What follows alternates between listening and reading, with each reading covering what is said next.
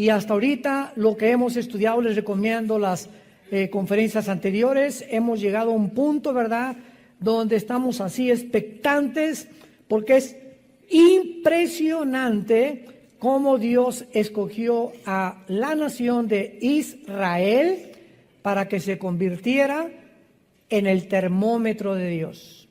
Israel es el termómetro de Dios. La iglesia no es el termómetro de Dios.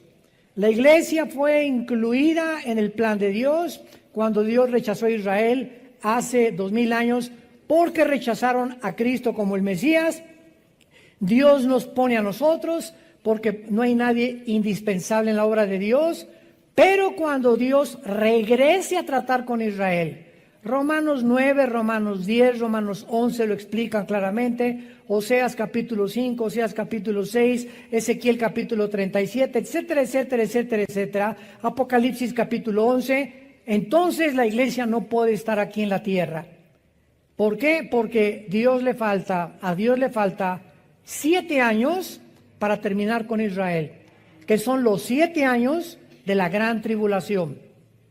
Cuando Dios le dio la profecía a Daniel, capítulo 9, versículo 24 al 27, que se conoce como las 70 semanas de Israel, Dios le dijo a Daniel muy claramente, Israel se encontraba en un punto muy delicado de su historia, porque los 70 años que se habían profetizado Jeremías de que Israel iba a pasar en Babilonia, cautivo, exiliados, estaban a punto de cumplirse.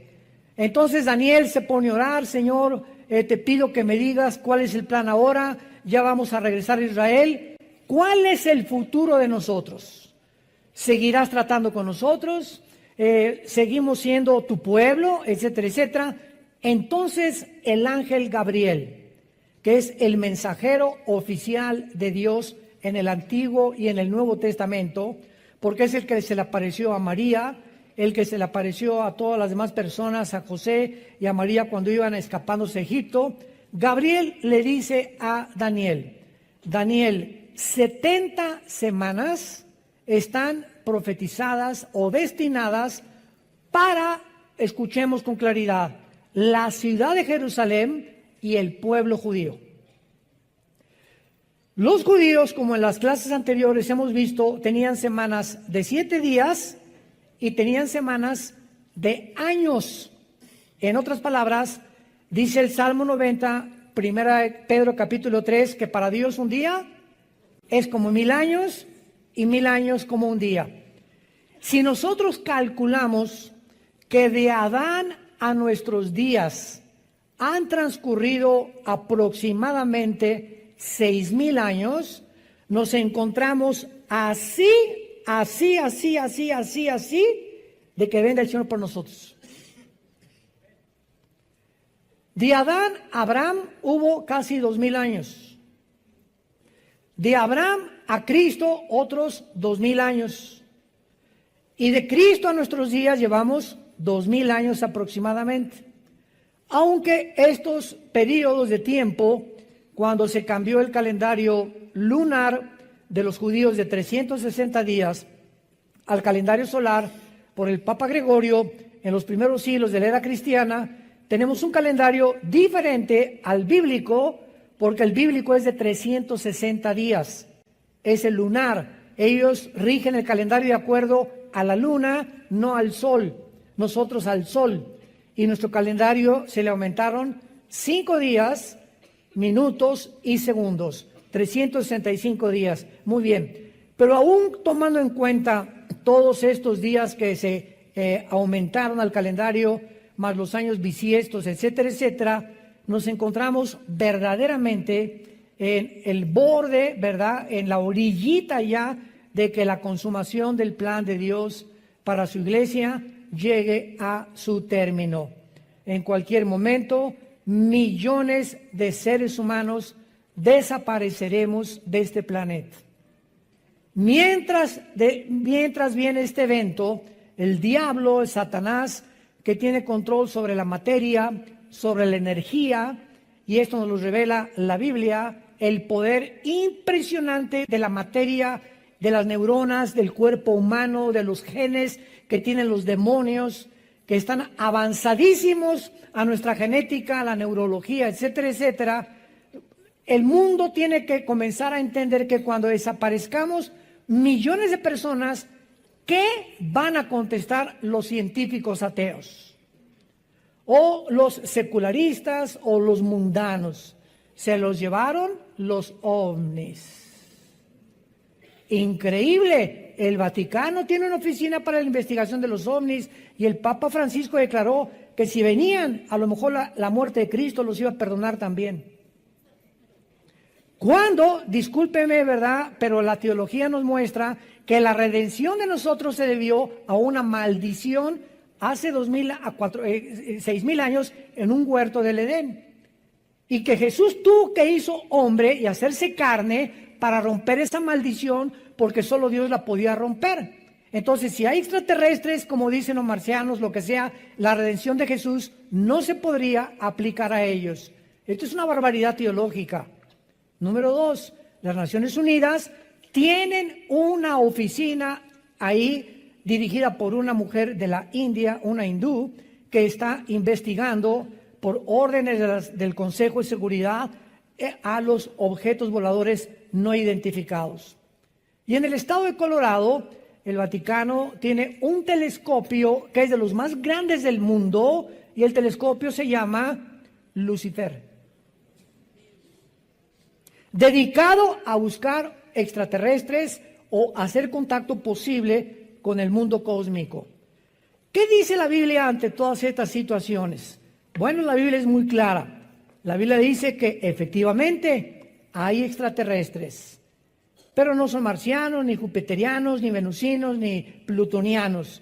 Son ángeles caídos, entes espirituales, entidades espirituales que están poblando el universo cósmico y que están interesados en que nosotros creamos que realmente algún día alguien del espacio, y ese alguien ya vino hace 2,000 años, pero no lo reconocieron.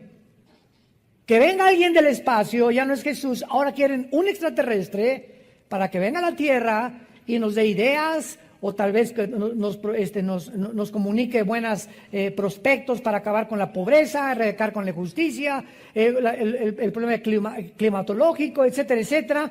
Y es increíble la burbuja de utopía, en la que el mundo se encuentra, ahora sí con sueños, quién sabe de cuál fuman o de cuál se inyectan, para llegar a creer que algún día el mundo mejorará con la intervención de los ovnis. Entonces, estos ángeles caídos, como hace poco una persona me dijo que es especialista en ovnis, ¿por qué ustedes no creen en los ovnis los cristianos? Y le dije, claro que creemos en los ovnis. Hay documentos científicos, así como hay videos buenos, hay videos falsos, hay fotos, hay testigos de astronautas. Y los astronautas, la mayoría, son personas educadas, con una disciplina férrea, personas de un carácter científico en matemáticas, en astronomía, muy elevado, mucho más que nosotros, que han dado testimonio, que han pasado enfrente de ellos objetos voladores no identificados.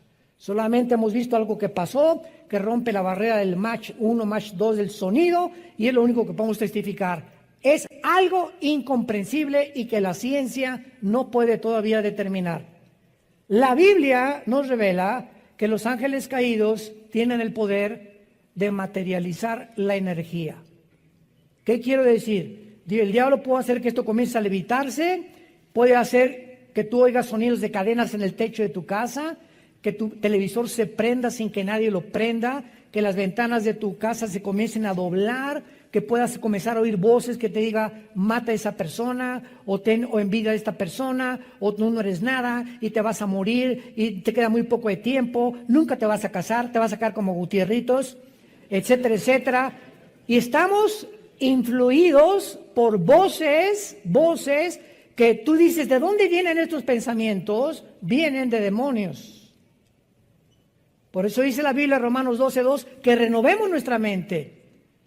Cuando en el capítulo 7 del Éxodo, Moisés llega ante el faraón y agarra la vara que traía como una prueba de que Dios era más grande que los brujos del faraón y la avienta al piso, y los brujos hechiceros de faraón hacen y repiten el milagro de que la vara, un objeto inanimado que es de madera, se convierta también en serpientes, con la única diferencia que la vara de Moisés se comió las varas de los hechiceros. Pero ¿qué nos quiere decir Dios con esto? Satanás tiene el poder de materializar la energía y hacer que algo recobre aparentemente vida. Entonces, esto es impresionante a la luz de lo que la gente trata de buscar a través del conocimiento científico. Entonces, ¿qué cosa es lo que estamos viendo en el cielo? Es real. Sin embargo, si lo quieres apuntar, los ovnis son la materialización de la energía satánica. La materialización de la energía satánica. Ellos pueden hacer aparecer un avión, un globo, pueden producirte visiones, pueden producirte lo que le llaman en Alcohólicos Anónimos el delirium tremens, que tienen los borrachos que ven objetos y ven monstruos y le llaman delirium tremens, que están tremendamente influidos por visiones o cosas que se les aparecen, que es real, son demonios. Entonces, esto que está pasando desde 1946, 2 años antes de que Israel se independizara como Estado soberano, comenzaron las apariciones de los ovnis que se han multiplicado hasta nuestros días. Ahora el mundo ya, el Vaticano, las Naciones Unidas, los medios de comunicación, cuando desaparezcamos millones de personas, tendrán una excusa para explicar, entre comillas, científicamente, por qué desaparecimos del planeta Tierra. Se los llevaron los ovnis, se llevaron a los religiosos, a los que estaban en contra de todas estas cosas, y ahora sí comamos y bebamos, porque ya no tenemos ningún mandamiento más que los que queramos nosotros proponer, hacer nuestra ética y nuestra moral. Y este mundo se dirige a una economía global, a un gobierno global, a un sistema militar global, que el anticristo lo va a cumplir, profetizado hace más de 2000 años.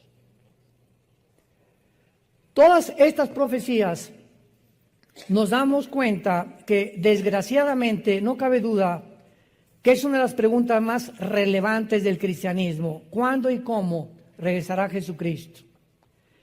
Sin embargo, el estudio de la escatología, santos de Dios, damas y caballeros, escato más allá, logos, conocimiento. La rama de la escatología trata con los acontecimientos de los últimos tiempos. Es una rama de la teología. Y desgraciadamente, el estudio de la escatología ha sido muy pobre y ha dejado un vacío tan grande que ha dado una explosión de enseñanzas falsas. Entonces, por todos lados oyes, ¿cuándo viene Cristo? Pues yo creo que en el pretribulacionismo, no a la mitad de la tribulación, no al final de la tribulación, otros que ni el milenio existe, otros están enseñando que ni siquiera existe el rapto. Increíble, impresionante, que el rapto ni siquiera existe. Entonces, toda esta serie de enseñanzas, vemos que la sana doctrina ha sido reemplazada por mensajes que apelan a las emociones, y el discernimiento ha sido abandonado por experiencias místicas. El otro día tuve una entrevista en un programa de televisión y me preguntaron: ¿a quién recurro? Virgen del Cobre, de los Sagrados, la Macarena, que por qué yo no creía en las manifestaciones del Espíritu Santo. No dije ninguna virgen. ¿A qué se refiere usted con las manifestaciones del Espíritu Santo? Si usted me dice que voy a creer que las personas se cagan al piso y que queden inconscientes, son experiencias místicas. Porque mi respuesta fue: claro que creo en las manifestaciones del Espíritu Santo, si no, no sería cristiano. Sin embargo, si usted le llama a eso, o comenzar como alambre eléctrico, decir que el Espíritu Santo la ha tocado, o que alguien se cae al suelo porque el Espíritu Santo, o alguien le sopla y se cae al suelo, en eso no lo creo. ¿Por qué? Contesté, porque detrás de cada cosa que hace Dios está su sabiduría. Y la pregunta que cabe aquí es la siguiente: ¿cuál sería el motivo de Dios para tumbarnos al suelo? ¿Querrá Dios que estemos paraditos o acostados y soñando? ¿Cuál sería el propósito de Dios? O sea, ¿es un circo? ¿O Dios, el Espíritu Santo realmente nos quiere tumbar? Ahora sí, el Espíritu Santo, que nadie se ponga atrás y que se descalabre. A ver, déjenlo, si es el Espíritu Santo, que no haya catchers. Y que no haya nadie que los cache, que si el Espíritu Santo no va a querer que escale una persona, ni que se quede conmocionada con un trancazo en el mosaico o en el cemento.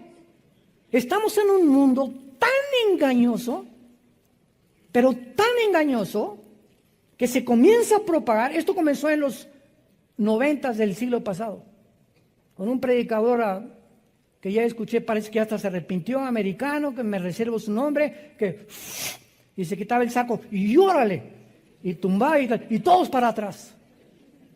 ¿Ustedes creen que el Espíritu Santo quiera dar esos espectáculos? A ver, me quito mi saco para que vean que aquí yo traigo el poder de Dios. Mejor no lo digo la palabra. ¿Qué tiempos estamos viviendo?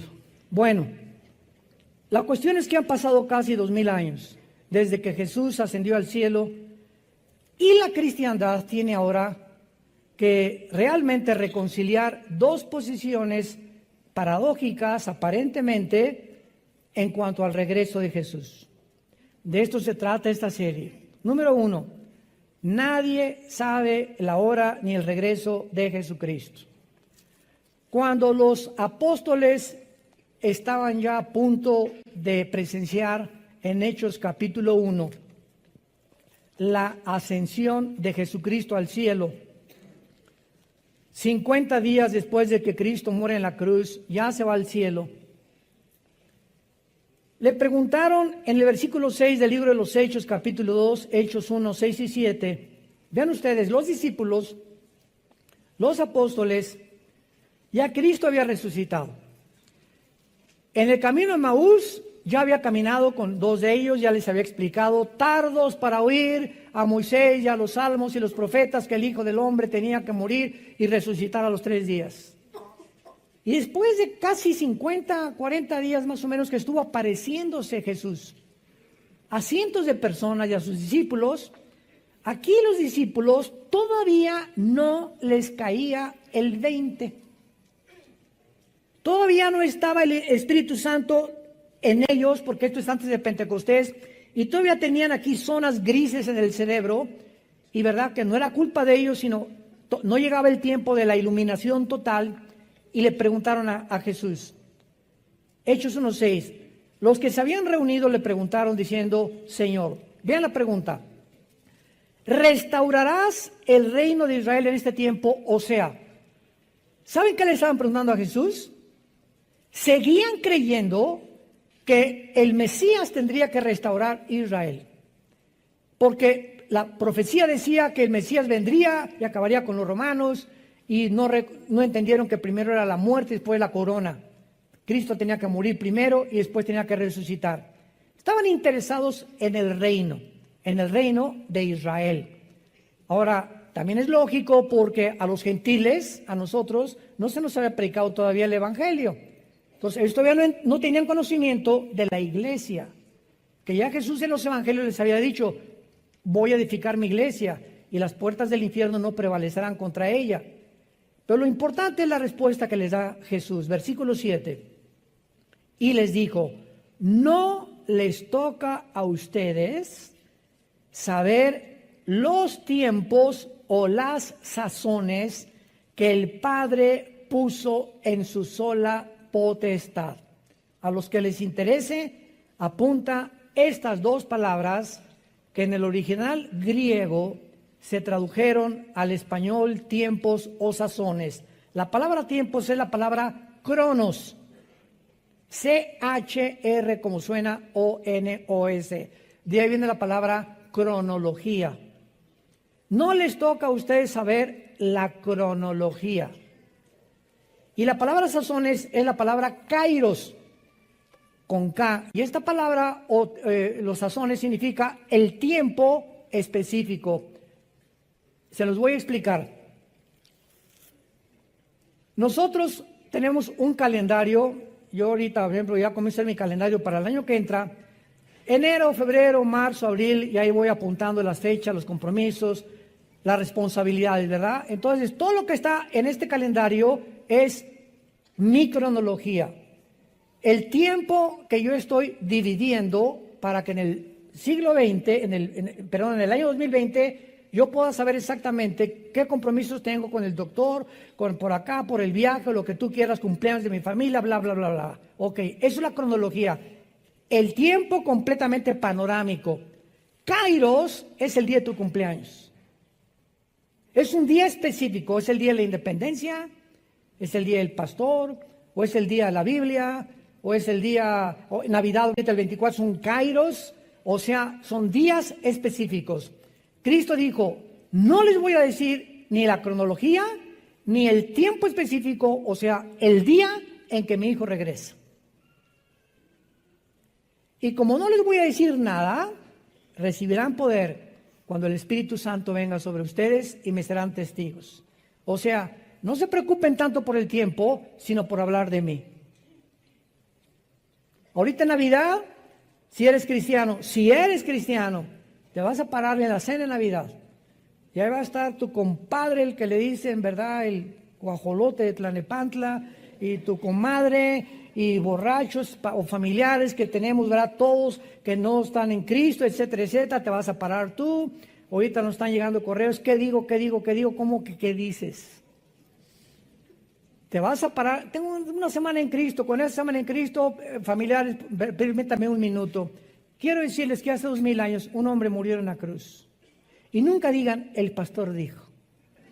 La Biblia dice, no nos metan a nosotros. Porque aparte nos meten en problemas, ¿no? El pastor me dijo que te dejara, imagínate nada más. La Biblia dice que un hombre murió hace 2000 años, que fue crucificado, enterrado y resucitó a los 3 días. Es todo lo que tienes que decir. ¿Ya te lo memorizaste? Nada más, nada más. Y que cualquiera de ustedes ahorita en esta cena que quiera invitarlo a su corazón, él entra a vivir en tu vida. Nada más, nada más. Porque la palabra en la cruz es locura a los que se pierden, 1 Corintios 1. Y estas poquitas palabras, pero tienes que mencionar, fue crucificado, fue enterrado y fue resucitado. 1 Corintios 15, el 1 al 4. Este es el Evangelio. Si tú te paras en Navidad, peace and love. Dios los ama a todos. Dios es bueno. Y Dios quiere lo mejor para todos ustedes, bendiciones. ¿No quieren aceptar a Jesús? Nadie va a entender lo que les dijiste. ¿Cuál Jesús? Yo tengo un familiar que se llama Jesús. Una señora me dijo, yo también creo a Jesús. Le dije, ¿el de la Biblia? Si usted cree Jesús de la Biblia, usted sigue al Jesús de la Biblia. Pero el Jesús que usted está me diciendo, 1 Corintios 11, del 3 al 4, dice, si alguno recibe a otro Jesús que no es el de la Biblia, o otro espíritu, no es realmente de Dios. Vean qué sutil está esta cosa. Yo creo en Dios. Pregúntale, ¿en cuál? Los hindúes tienen 6 millones. Yo creo en Jesús. ¿En cuál Jesús? ¿El de la Biblia? ¿Lo estás siguiendo? ¿Sigues al Jesús de la Biblia o te has hecho tu propio Jesús? Y lo sigues cuando te da la gana, cuando te conviene y has puesto tus 10 mandamientos sin tomar en cuenta el Jesús de la Biblia. ¿Ven cómo es la gente? Entonces tenemos la responsabilidad de ser testigos en cualquier momento y más en esta época tan importante donde los corazones están preparados para recibir a Jesucristo. Muy bien. Veamos ahora claramente que un estudio cuidadoso de la Biblia nos va a mostrar esta gran equivocación de que el rapto y la segunda venida es lo mismo, de que la iglesia va a pasar la gran tribulación, etcétera, etcétera. Es imposible que la iglesia atraviese la tribulación. En la profecía de las 70 semanas, si es en años, ¿cuántos años estamos hablando? 70 por 7. ¿Cuánto es? 490 años. Daniel, apúntale Daniel y apúntenle todos. Los últimos 490 años que quedan de historia son para Israel. Los últimos les doy 490 años más de que yo trato con ustedes. Daniel, atención. Desde que venga la orden de restaurar la ciudad de Jerusalén, que vino en Nehemías, el libro de Nehemías, capítulo 2, del 1 al 4, por el rey Artajerjes de Persia, que ahorita es Irán. Cuando se dé la orden de restaurar Jerusalén hasta que muera el Mesías, habrá 483 años, o sea, 69 semanas. ¿Me van siguiendo con cuidado? 69 semanas de años son 483 años. Y tomando nosotros en consideración esta profecía, que es la más asombrosa, que le funde los fusibles a cualquier persona que se llame matemático o físico matemático, no existe en la Biblia ni en ningún otro libro en el mundo una cronología tan impresionante para que tú puedas calcular desde que se dio la orden hasta Cristo se cumplieron exactamente 483 años. ¿Cuándo se cumplió el final de la profecía? Cuando Cristo entró en su burrito a Jerusalén, el domingo de Ramos, y a los 5 días lo crucificaron. Ahora bien, 483 años se cumplen. Al cumplirse los 483 años, Israel rechaza al Mesías. No te queremos que la sangre, sí, que la sangre de él caiga sobre nuestras cabezas. Y entonces Dios cierra el reloj contra Israel y deja de tratar con ellos y se vuelve a otro grupo, a otra entidad que se llama la iglesia, que somos nosotros. Entonces, cuando los judíos, Cristo fue judío, Abraham, Isaac y Jacob fueron judíos, Judá, de donde vino Cristo, era judío, los primeros cristianos eran judíos, y los judíos fundan la iglesia. Pero ahora les dice el Espíritu Santo, ya no les prediquen más que a los gentiles, y comiencen a expandir este evangelio a todas las naciones, ya no solamente a Israel. A Israel, dice Dios, ahí lo dejo, guardadito, sentados en la banca, y no van a jugar mañana contra el América. Cuando un jugador lo pone en la banca, no significa que está descalificado, simplemente lo tiene el entrenador ahí guardado para meterlo al minuto 30, al 40, de acuerdo a la consideración física del coach y de su estrategia. Entonces así Dios ha puesto en la banca a Israel, y en el tiempo de Dios los va a meter al juego cuando nosotros seamos sacados ya de aquí. Por eso es imposible que la iglesia esté en la tribulación. Ahora bien, de 483, ¿cuánto falta para 490? 7 años. Estos 7 años son los 7 años de la tribulación, que no es para la iglesia. Gabriel le dijo, son para Jerusalén y para los santos. Entonces, Dios tiene que, en estos 7 años, sacarnos a nosotros y terminar el calendario de Israel. Entonces, Dios no ha abandonado a Israel. Romanos 9, Romanos 10, Romanos 11, Pablo lo explica claramente. Dios no ha abandonado a su nación y va a cumplir su propósito. Pero ¿cuándo va a ser esto? Cuando la iglesia ya no esté en el mundo. Cuando seamos sacados nosotros del mundo, Dios, en estos 7 años que le faltan a la profecía de Daniel, van a ser 7 años que se van a culminar, escúcheme con cuidado, con la fiesta de Yom Kippur, o el día de la expiación. Para los que no sepan, Dios tiene 7 fiestas, que es la Pascua, la de la levadura, los primeros frutos, la Pentecostés, que se cumplieron cuando Cristo vino. 4 fiestas se han cumplido. ¿Cuántas quedan? Estas 4 se cumplieron en la primavera de Dios. Y las otras 3 que faltan se van a cumplir, las 3 que faltan entre el mes de septiembre y octubre, que es el mes judío de Tishri. Y la próxima que sigue, la quinta, es la fiesta de Tutú, Tutú. Rosh Hashanah, la fiesta de las trompetas. Y lo interesante de la fiesta de las trompetas, que es la única fiesta que no tiene día donde caer. ¿Me van siguiendo? ¿Quién podía haber puesto todo esto más que Dios? Esto es impresionante. Ni los rabinos hubieran podido calcular todas estas cosas que estamos discutiendo cientos de siglos después. La fiesta de las trompetas puede caer en un día o en otro. Entonces los judíos agarran 3 o 4 días para hacer la fiesta de las trompetas, porque no saben exactamente en qué día cae. Todas las demás caen exactamente el 1 o el día 15 o el día 20 del mes de Tishrei. De las trompetas, ¿cuál sigue? Yom Kippur, cuando es el llamado al arrepentimiento de Israel, el día de la expiación. Y la última fiesta, el Sukkot, la fiesta de los tabernáculos, que muchos de ustedes han venido aquí y la celebramos no porque la tengamos que celebrar por obligación. No tenemos ya obligación de celebrar ninguna fiesta, ni cumplir ya sábados ni días festivos. Lo hacemos para que ustedes conozcan qué es Sukkot, nada más, pero no porque lo tengamos que hacer. Es muy diferente la obligación a una cosa para poder enseñar.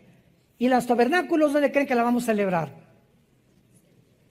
En Jerusalén, en el milenio, el año que entra en junio. A ver si nos toca, ¿verdad? Nos vamos en junio el año que entra a Israel. Muy bien, entonces, a ver otra vez, ya se cumplieron 4 fiestas, la próxima es las trompetas. Por eso no es posible que la iglesia pase la tribulación. Las trompetas, los judíos la asocian precisamente, los judíos mesiánicos, con Rosh Hashanah o con la fiesta de las trompetas, porque primera de Corintios 15, 51 al 53, dice, se tocará la trompeta final.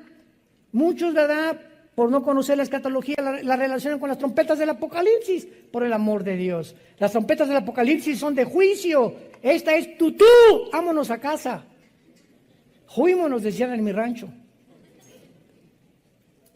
Bueno, espero que ya estén más o menos ubicados. Vamos a entrar de lleno a este estudio. Esta fue la introducción. Como decía Pablo, hay tantas cosas que explicar, tantas cosas que enseñar, ¿verdad? Y a veces yo le pido a Dios, Señor, dame sabiduría, por favor, para explicar estas cosas y que las puedan entender claramente tu pueblo.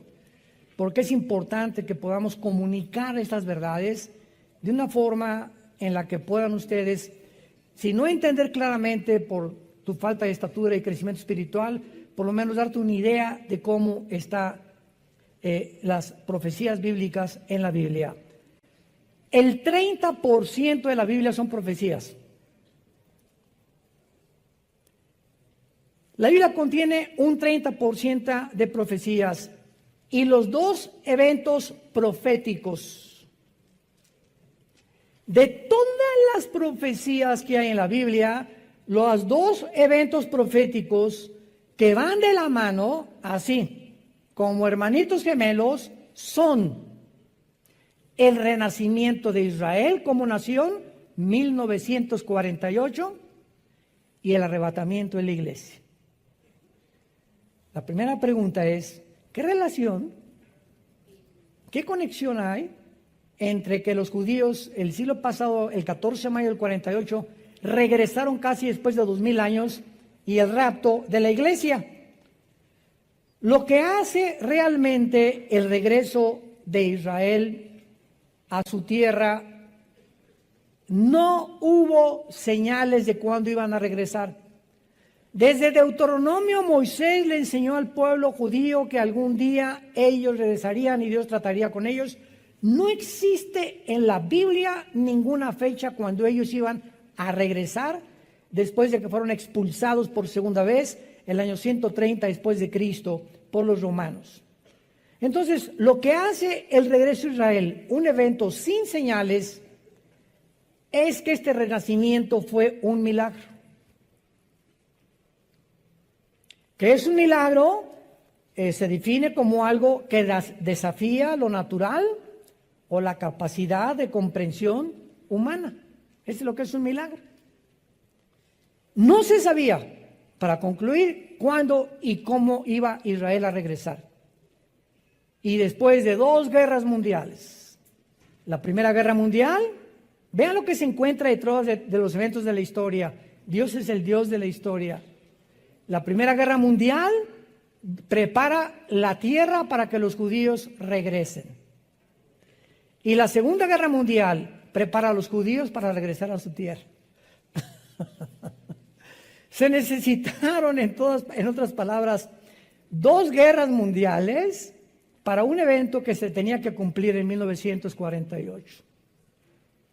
Ahora, ¿por qué se necesitaron estas 2 guerras mundiales? Bueno, hasta 1923, después de la Primera Guerra Mundial, el Imperio Otomano Turco controlaba el Medio Oriente. Y en 1923, después del 14, el 18, que se pierde la Primera Guerra Mundial, perdió la Primera Guerra Mundial Alemania y el Imperio Otomano Turco se aliaron con Turquía. Y al eliminarse el imperio de los otomanos turcos musulmanes, los ingleses de 1923 a 1945 toman el control del Medio Oriente.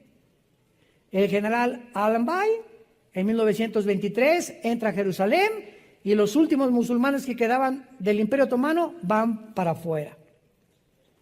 Esto fue, si no hubieran vencido los ingleses a los otomanos, ¿cómo podría Israel regresar a su tierra? Síganme con cuidado. O sea, vean cómo Dios prepara en la historia todo para que sus profecías se cumplan. Viene la Segunda Guerra Mundial, la persecución de los nazis contra los judíos.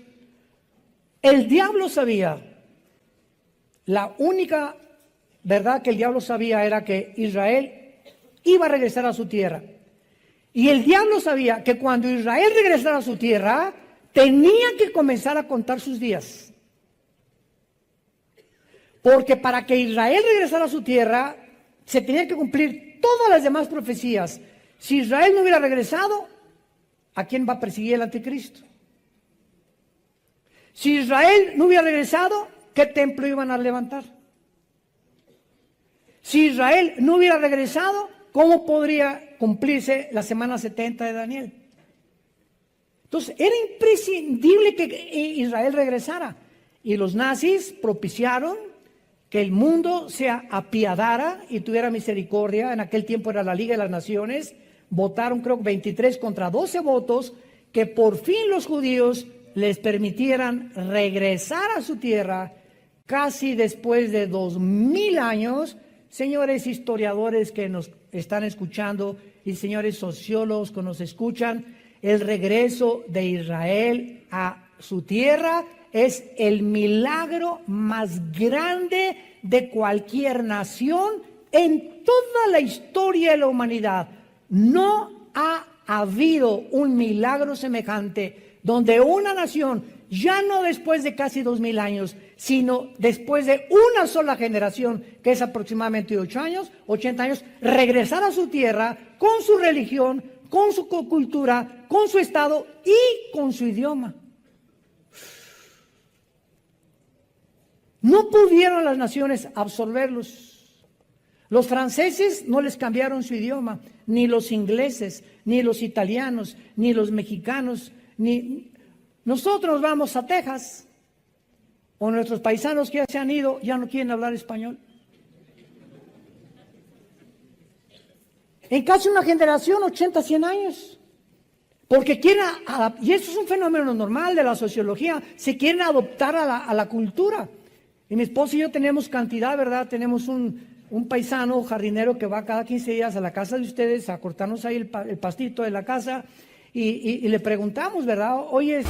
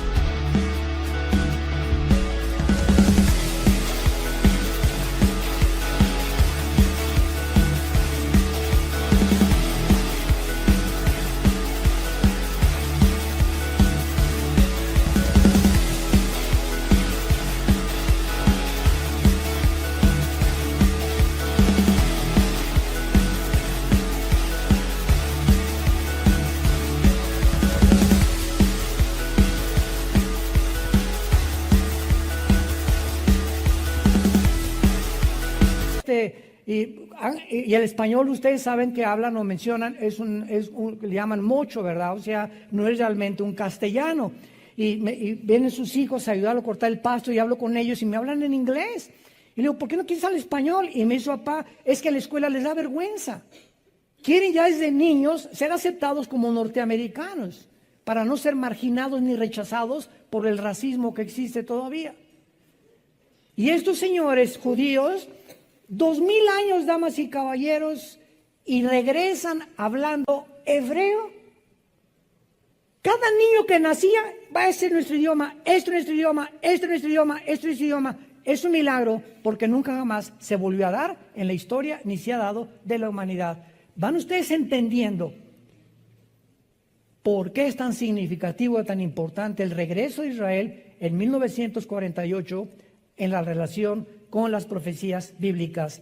Ahora, muy bien, esto es lo que hace este renacimiento nacional, no espiritual. Espiritual será cuando después de la tribulación se conviertan, Romanos 11, 25, 26, y todo Israel será salvo. Los que crean en Mesías, desde luego, hasta que Cristo venga. Y ya podrán, creyendo en el Mesías, entrar al milenio junto con todos nosotros, que regresaremos con Cristo en su segunda venida. Muy bien, esto es lo que hace milagroso este regreso. Ninguna nación ha podido jamás en la historia regresar a su tierra después de haber sido dispersada nada más por más de una generación. Nada como esto ha sucedido en la historia del mundo. Veamos rápidamente esta verdad profetizada en el libro de Amós, en el Antiguo Testamento. Amós capítulo 9.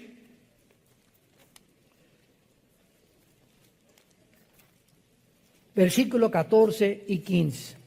Esta profecía es impresionante, sencillamente cautivadora. Ahora sí que de veras, la persona que no quiera creer es porque no le conviene creer. La persona que esté buscando evidencias de que la Biblia es la palabra de Dios o de que Dios existe, estas profecías, le funden los fusibles a cualquiera. Voy a leerles una profecía que fue escrita hace 2600 años. ¿Cuánto? ¿Por Walter Mercado? ¿Por Nostradamus? ¿Por los astrólogos? ¿Por los profetas hebreos? Vean lo que dice Amós 9, 14 y 15. Y traeré del cautiverio a mi pueblo Israel. Edificarán las ciudades asoladas, número 1, las habitarán, plantarán viñas y beberán el vino de ellas, harán huertos y comerán el fruto de ellos, pues los...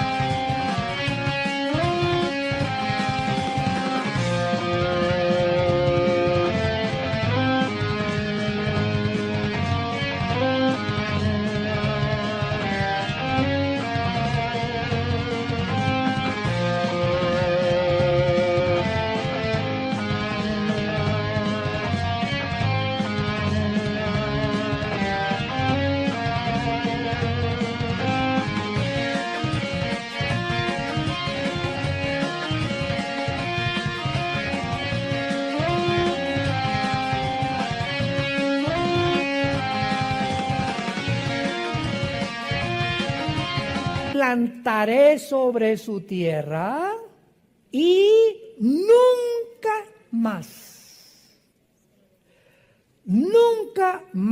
serán arrancados de su tierra que yo les di, ha dicho Jehová Dios tuyo.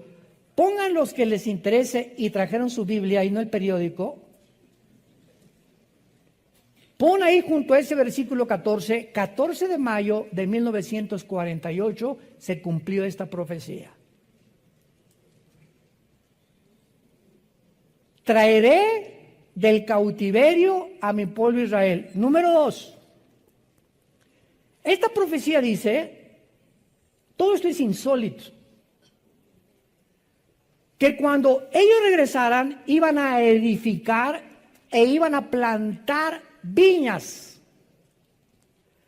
Cuando los judíos regresaron en 1948, el día 14 de mayo, y nombraron a David Ben Gurión, el primer ministro de Israel, estaba Israel, toda la tierra de Israel, seca, sin flores ni árboles, no había nada.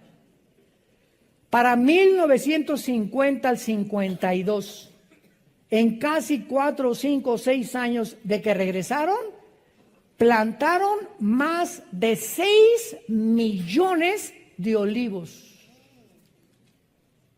En una de las obras de la ingeniería hidráulica más portentosa desde una de las séptimas maravillas del mundo, que fueron los jardines colgantes de Nabucodonosor en Babilonia. Una de las séptimas maravillas del mundo fueron los jardines de Babilonia, que todavía cuando vivía Saddam Hussein dijo, le doy $1 millón al que pueda imitar los jardines de Babilonia en Irak. Nadie lo pudo lograr.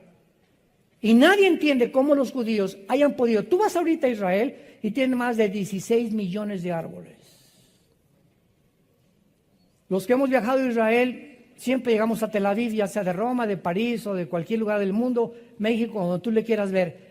Pero cuando estamos en Israel, o vamos a Jordania, o vas a Egipto, y vuelas y pasas así por el avión, ves Jordania seca, seca, seca, seca, Egipto seco, seco, seco, Líbano seco, seco, seco, Siria, Siria, seca, seca, seca, y llegas y haz de cuenta que llegas a un jardín. Y es exactamente para compararte cuando cruzas de Texas a México. Cuando volamos mi esposa y yo a Texas, seco, seco, seco, seco, seco. Y ya entras a Texas, o a Arizona, o a California, o a cualquier estado, todo verde en Estados Unidos. ¿Por qué? ¿Por qué esa grande diferencia? Todo ordenado, todo se respetan a la autoridad, etcétera, etcétera. ¿Qué es lo que hace estas culturas diferentes unas de otras? La Biblia. La Biblia. Resulta que Estados Unidos, en 1625, cuando llegaron los peregrinos huyendo de la persecución del Vaticano a Inglaterra, y llegaron a Estados Unidos, al estado de Virginia, a Rhode Island, 1625, con este libro. Y fundaron Estados Unidos con este libro. Y cuando llegaron a nosotros a colonizarnos y a conquistar México, llegaron los españoles con Fray Bartolomé de las Casas, con religión, se juntan con los indígenas y los aztecas y se vuelve un sincretismo entre religión y brujería. Y ahora tenemos eso. Tú entras a cualquier iglesia y hay gárgolas por todos lados. Incienso, y esto, y misticismo, y por acá, y por allá. Me acuerdo que había una bruja llamada Doña Pachita, tu madrina. Es broma. Y me acuerdo que mi hermano Alejandro, ¿verdad? Él fue el que me llevó a Cristo, es el director del ITI. Mi hermano Alejandro fue hippie. Tenía su pelo hasta acá y peace and love, ya saben cómo era la época de los 60, 70, ¿no? Y él me dice que fueron a ver a Doña Pachita, allá a Oaxaca, y a probar los hongos alucinantes. Mi hermano, gracias a Dios, que quedó bien, normal después de todo. Lo salvó Cristo, ¿verdad? Y restauró su mente y todo. Pero me platicaba, ¿verdad?, que cuando experimentaron con estos hongos alucinantes, una de las cosas que Doña Pachita tenía a San Juan Bautista, tenía a Cristo, tenía vírgenes, tenía a Nostradamus, tenía a todos. O sea, dentro de la brujería tienen sus vírgenes, tienen esto, tienen el otro, pero también tienen a sus brujos y a sus chamanes. Entonces, ¿cómo puedes reconciliar la mezcla del ocultismo con la luz?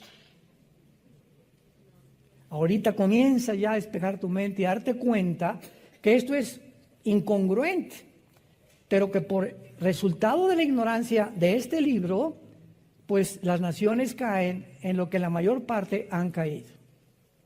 Como se acuerdan del chiste que les conté ayer en el desayuno, el Día de Muertos en México. Llega la India María con su olla de mole y se sienta junto a su muertito.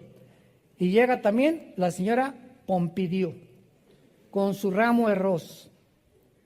India bruta, ¿cuándo crees que va a venir tu muertito a comerse el mole?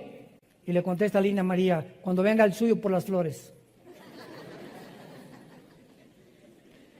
Tanto ricos como pobres viven una ignorancia, un paganismo, ¿verdad? Que la Biblia nos quita las vendas y nos da la luz y de saber que un cristiano no regresa nunca al panteón.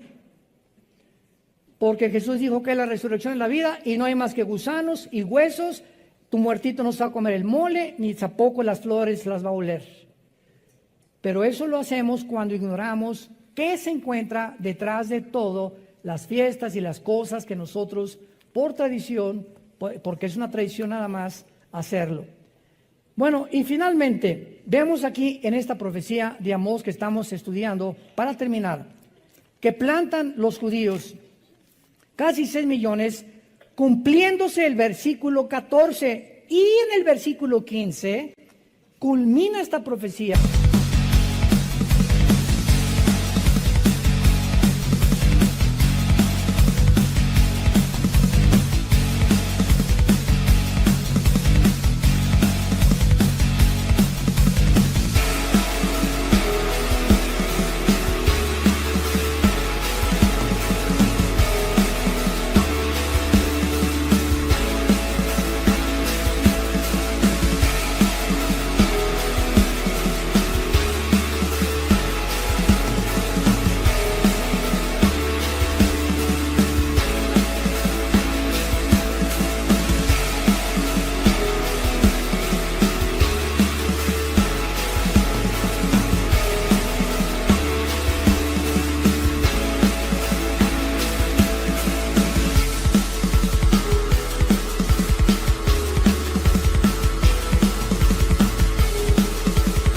Amós 9:15, pues los plantaré sobre su tierra, y la promesa de Dios es que cuando regresaran en 1948 a su tierra, nadie los iba a volver a arrancar. A pesar de ser así una minoría, asombraría al mundo el sistema de defensa que iban a desarrollar, que hasta el siglo XXI Israel tiene los mejores pilotos del mundo, más que los MiG rusos y los F-35 que tienen ya los americanos y que los ingleses. No hay aviación como Israel ahorita. No hay tecnología en armas y en internet y en la cibernética como lo que han desarrollado los judíos. Llegaron los judíos el 14 de mayo a las 5:30 de la mañana del día 15 de mayo. Los atacaron 4 naciones árabes. Se fueron contra ellos. Vino en 1952, 54, los volvieron a atacar. Y para terminar con la guerra milagrosa de los 6 días, del 1 al 6 de junio de 1967, donde se juntan todas las naciones árabes dirigidas por Gamal Abdel Nasser, el presidente de Egipto en aquel tiempo, reúne a los jerarcas de Jordania y a toda de Egipto, de Siria, de Irak. Exterminemos a los judíos, echémoslos al mar Mediterráneo. ¿Saben ustedes lo que pasó en la guerra de los 6 días? Ahorita somos como 2,000 personas en este auditorio. Dentro de las leyes de las probabilidades, señores matemáticos, si tuviéramos nosotros 100 rifles y nos rodeara ahorita un ejército de 1,000,000 de soldados, somos 2,000, ¿cuántas probabilidades tendríamos de salir vivos? 10 a la 12ª potencia. Imposible. Son las mismas probabilidades que tenían los judíos en comparación con su armamento, sus tanques y sus aviones, de salir vivos de esta guerra. El general Schwarzkopf compra su libro, su biografía, que fue un cadete de West Point y dirigió la invasión, no la invasión cuando sacaron a San José en 1990-91 de la guerra del Golfo Pérsico. El general Schwarzkopf dijo en su libro: yo soy un militar, tengo casi 80 años de edad, se murió hace algunos años. Nunca ni las falanges de Alejandro el Magno, ni Napoleón Bonaparte, ni los Pirineos de Aníbal, no conozco ningún ejército que haya podido sobrevivir, ni la estrategia que tuvieron los judíos, como la guerra de los 6 días. ¿Qué pasó? Al segundo día que se juntaron, un sargento israelí interceptó un mensaje de un sargento iraquí de la invasión. ¿Saben lo que hicieron los judíos? En el segundo día se subieron a 6 aviones. Se elevaron hacia el cielo y comenzaron a las 4:30 de la mañana del día tercero.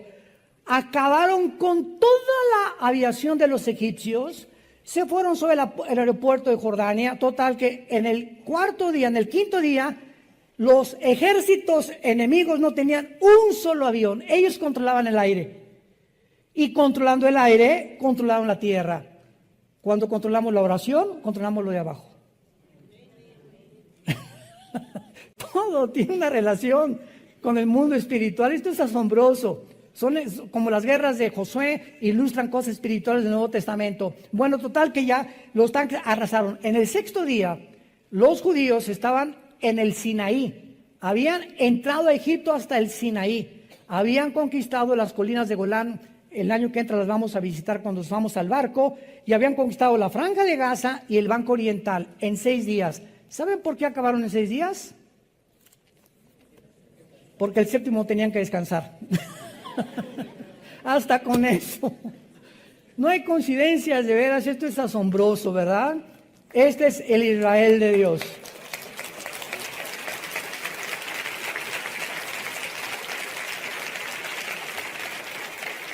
La gente no sabe esto. Tus amigos, tus familiares no saben esto. No saben todo lo que se esconde detrás de este libro maravilloso. Y es nosotros a los que Dios nos ha encargado este mensaje a las naciones. A iluminar las mentes de aquellas personas que han sido cegadas por el poder de Satanás, para que resplandezca la iluminación del conocimiento de Dios en la faz de Jesucristo, en el corazón de tus hijos, de tus familiares, de tus padres, que aún no tienen la salvación. Sea un testigo fiel hasta la muerte y permanece en la esperanza a la que Dios nos ha llamado a todos nosotros hasta el final, para nunca tener de qué avergonzarnos. Te damos gracias, Padre, por esta serie, conociendo el fin de los tiempos.